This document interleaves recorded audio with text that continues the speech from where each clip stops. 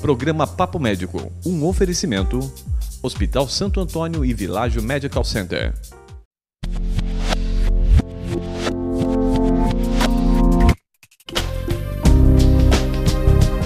Olá, meu nome é Ricardo Proto, estou aqui para apresentar essa primeira edição da nova temporada do programa Papo Médico, um programa que é um bate-papo de médico para médico.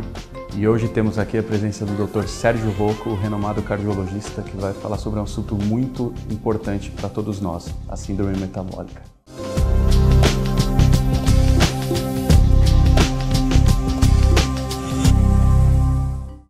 Hoje vamos falar aqui sobre um assunto que deve ser levado muito a sério, um assunto de extrema importância no desenvolvimento das doenças do coração. Lembrando que no Brasil temos 300 mil mortes por ano em decorrência de problemas circulatórios. Para isso temos aqui o renomado cardiologista Dr. Sérgio Rocco, que vai explicar um pouquinho mais sobre esse assunto para nós. Dr. Sérgio, é um prazer ter aqui nessa primeira edição da nova temporada do programa. Muito obrigado, Ricardo. O prazer é todo meu. Eu tenho certeza que esta nova temporada será um sucesso, como já vem sendo anteriormente, mas agora ainda mais abrilhantada pelo padrão médico que eu sei que será imposto ao programa. O prazer é todo meu. Muito obrigado. Dr. Sérgio, o que seria a síndrome metabólica? Olha, Ricardo, síndrome metabólica é um conjunto de fatores que são altamente prejudiciais ao coração. É o que se chamava anteriormente de fatores de risco, que prejudicavam e levavam risco sério às artérias. Como a incidência de doenças cardiovasculares e cerebrovasculares é muito grande, os médicos há algum tempo tentam agrupar os fatores de risco que prejudicam a circulação em alguns quadros sindrômicos complexos. A síndrome metabólica é o acúmulo, o aglomerado de alguns fatores.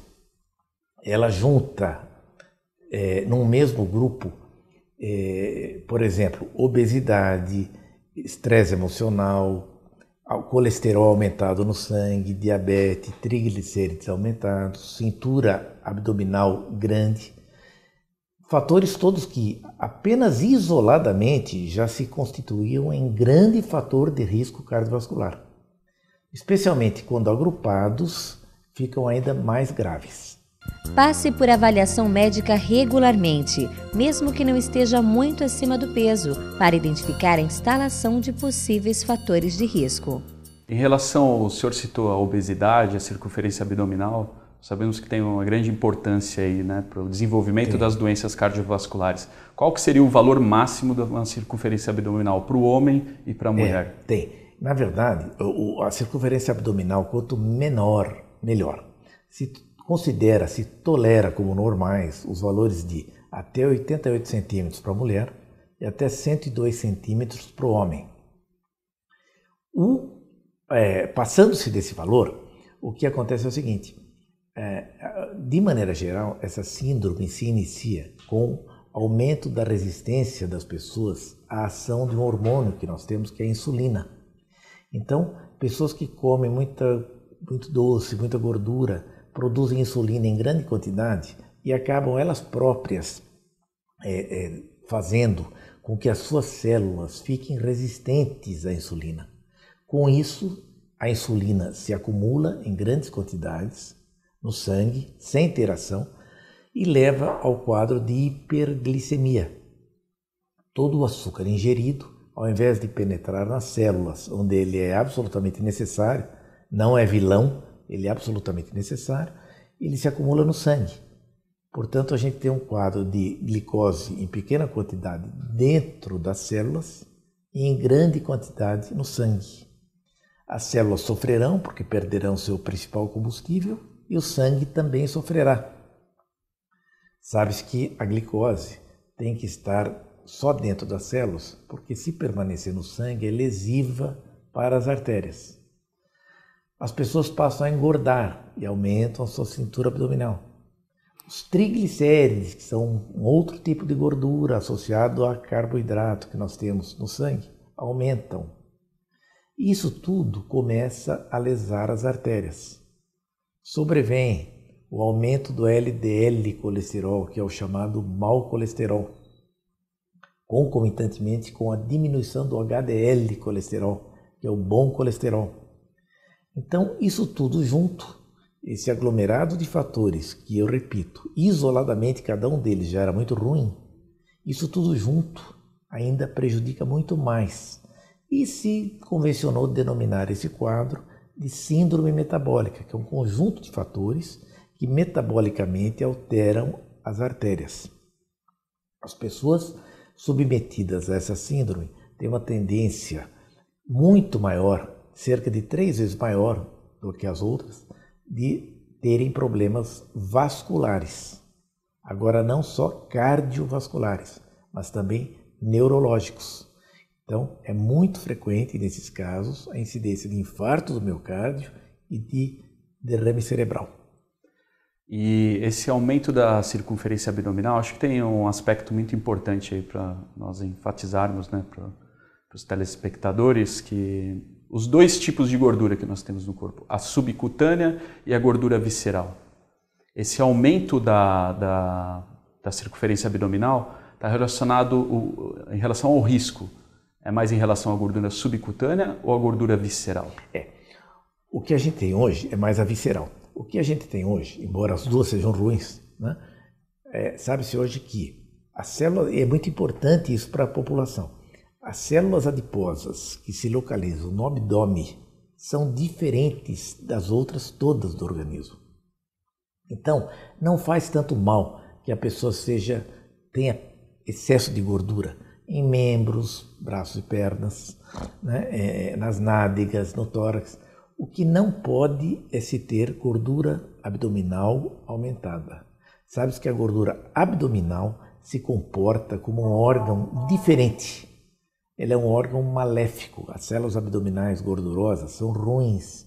Elas aumentam aquela resistência do organismo à insulina, que é um hormônio absolutamente fundamental para o funcionamento das células. Elas pioram a quantidade do bom colesterol, aumentam o mau colesterol e os triglicérides. Então, essa gordura visceral abdominal é muito ruim. A subcutânea também não é desejável, como você sabe muito bem disso em relação ao aspecto cirúrgico. Só que a subcutânea abdominal já tem um comportamento mais parecido com a subcutânea de outras regiões. Então, realmente, hoje, e é interessante, inclusive, porque os cardiologistas hoje já não pesam tanto os seus pacientes. Eles mais medem a circunferência abdominal. Há hoje controles que estão sendo mudados. Assim como é interessante para os diabéticos saberem que hoje não se valoriza tanto um hábito absolutamente arraigado na população, que é o hábito de se medir a glicemia de jejum. Sabe-se que a glicemia de jejum ela sofre a influência reversa de um outro hormônio que nós temos chamado glucagon, que aumenta a produção de glicose. Então, pessoas que ficam horas sem se alimentar, por isso o diabético deve se alimentar a cada 2, 3 horas, pela queda da glicemia, tem estimulado o seu hormônio glucagon, que vai produzir glicose, para não deixar o organismo sem glicose. Ele produz a partir de proteínas. Então, a glicemia tomada em jejum, após 8, 10, 12 horas de jejum, não é tão significativa, porque quando elevada, pode significar excesso de ação do glucagon e não falta da insulina. O ideal para quem é diabético ou está se controlando é a medição da glicemia 2 horas após uma refeição normal, é a chamada glicemia pós-prandial. Então, almoçou, jantou, tomou um bom lanche, mede 2 horas depois essa glicemia capilar no dedo. Ela tem que estar abaixo de 140 miligramas. Estando abaixo, significa que a insulina está agindo normalmente e que as coisas vão bem. É mais importante esta do que a tomada da glicemia de jejum. Nós vemos que o paciente com a síndrome metabólica é praticamente uma bomba relógio. Né? Quais são as medidas para preventivas, né, em relação à síndrome metabólica? Essa colocação é muito importante, porque basicamente na síndrome metabólica o que vale é a prevenção. Além de tratar essas coisas todas, nós vamos também mudar os hábitos higienodietéticos dessas pessoas. Por exemplo, elas serão recomendadas a absolutamente não fumarem nunca e, se possível, evitar o convívio com fumantes, a fazerem exercícios com frequência, diariamente, 7 dias por semana, exercícios aeróbicos, dinâmicos e de resistência muscular, a terem uma dieta apropriada, evitando gorduras, frituras, doces, massas, evitando o estresse emocional. Essas mudanças de hábitos de vida são extremamente importantes. Não são difíceis de serem tomadas, elas são até agradáveis, as pessoas se acostumam com elas e levam a uma incidência muito diminuída de acidentes vasculares. Além delas, o tratamento específico. Então, o diabético deve tomar os seus medicamentos, os medicamentos para se baixar colesterol, para se baixar triglicérides, etc. Aí sempre aos cuidados do seu médico para orientar. Nós sabemos que nós temos vários grupos de alimentos, e dentro destes alimentos nós temos os alimentos benéficos e os maléficos ao coração, principalmente. Como que o senhor pode classificar esses alimentos?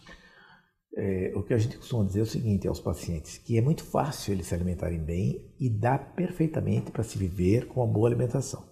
Então, o bom que se deve ingerir, que não é, até que não faça mal, mas é que fazem bem, são grãos integrais, fibras, aveia, frutas com a polpa, peixe magro, de preferência assado ou grelhado, arroz integral, nozes, castanhas, amendoim, fazem muito bem porque contribuem para elevar o bom colesterol.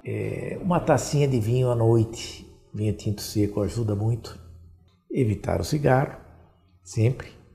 E evitar, ainda no aspecto dos alimentos, evitar os alimentos que tenham muita gordura saturada. As gorduras animais, a gema de ovo, né? Evitar os doces, evitar as massas que não sejam integrais, evitar o leite integral. Então, se evitar sempre coisas que contenham gorduras saturadas. E estas se depositam no endotélio das artérias e acabam sendo prejudiciais. Lembre-se de que a síndrome metabólica é uma doença moderna associada à obesidade. Alimentação inadequada e sedentarismo são os maiores responsáveis pelo aumento de peso. Coma menos e mexa-se mais. Dr. Sérgio, muito obrigado pela entrevista. Foi um prazer estar aqui com o senhor. Obrigado por ter disponibilizado o seu tempo aí para tirar todas essas dúvidas aí em relação a esse assunto muito importante. Ricardo, eu agradeço mais uma vez. Desejo todo o sucesso ao programa e que as coisas continuem correndo bem para todos. Bom, pessoal, espero que vocês tenham aproveitado bastante essa entrevista que o Dr. Sérgio Rocco gentilmente cedeu a nós. E vamos frisar aí os tópicos principais. Dieta adequada, evitar o tabagismo, álcool moderadamente e a prática de atividade física diariamente. Até a próxima edição.